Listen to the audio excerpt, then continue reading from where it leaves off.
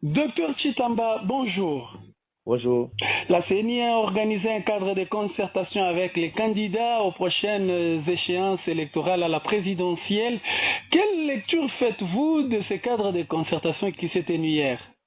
C'est un acte vraiment à saluer de la part de la CENI qui a manifesté d'une manière ou d'une autre, parce que ce n'est pas une contrainte légale, mais dans le souci de gagner la confiance de ces différents acteurs. Voilà pourquoi elle a eu à inviter ces différents acteurs autour d'une concertation pour bien réajuster le jeu électoral afin de permettre à ce que l'on ait des élections apaisées. Mais hélas, c'est toujours dans le souci de la transparence parce qu'il y a beaucoup de parties prenantes, en l'occurrence le parti politique, les acteurs politiques eux-mêmes.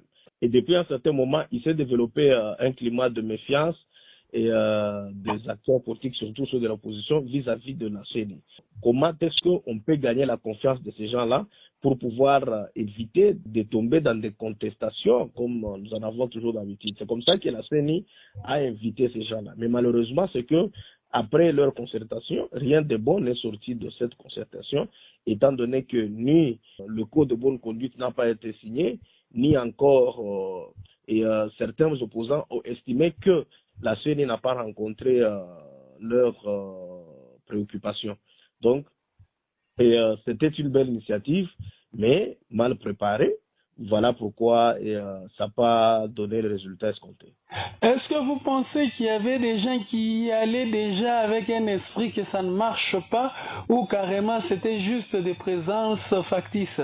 Il y a des gens déjà, même s'ils sont engagés dans les processus électoraux, mais en eux-mêmes, ils se disent que c'est un processus qui est déjà biaisé en avance et qu'ils y vont juste pour pousser la Commission électorale nationale indépendante au mur parce que ça se vérifie et ça s'est vérifié par rapport à leur attitude et à leurs préoccupations.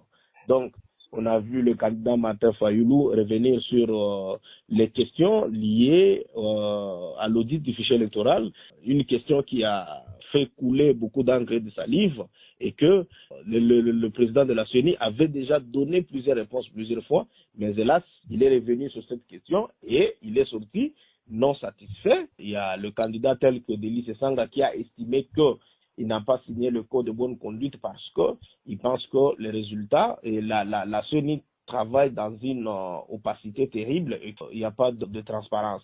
Voilà un document qui a été signé, il n'y a aucun compromis qui a été trouvé, même après les concertations qu'il y a eu hier, ils ont continué à critiquer, ce qui prouve à suffisance que ces concertations n'ont rien amené ou encore n'ont pas amené des résultats escomptés. Que pouvait faire la CENI en amont pour que ce cadre de concertation puisse donner des résultats ou qu'il y ait des retombées positives? Bon, je pense qu'on ne peut pas aussi demander trop à la CENI parce que à ce stade ici, c'est un peu très compliqué. Mais hélas, ce genre de concertation devrait bien évidemment commencer bien avant, c'est-à-dire à chaque étape du processus électoral, il fallait prévoir déjà ce genre de concertation. Donc, avant les opérations d'enrôlement, d'inscription des électeurs, il fallait une concertation. Avant la publication du calendrier électoral, donc, il fallait d'une manière ou d'une autre associer tous ces acteurs politiques ou encore toutes ces parties ou encore tous ces intervenants au processus électoral pour à chaque étape du processus électoral pour pouvoir augmenter ou encore gagner leur confiance. Mais c'est ce qui n'a pas été fait. Bon, des fois, ils sont consultés après, des fois, et surtout que la CENI s'attelle plus sur son indépendance, ça aussi, il ne faut pas le nier, qu'il y a deux décisions qui sont prises dans la plénière et qui sont communiquées de manière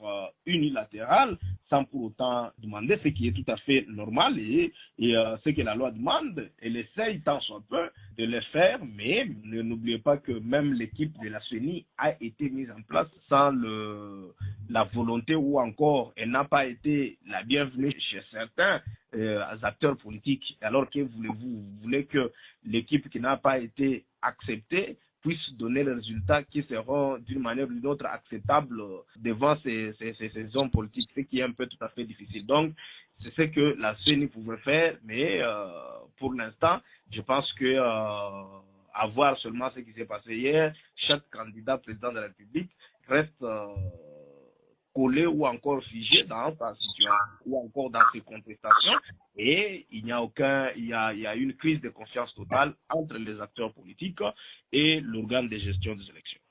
Docteur Chitamba, je rappelle que vous êtes professeur des universités. Merci d'avoir répondu aux questions du Shalom. C'est moi qui vous remercie.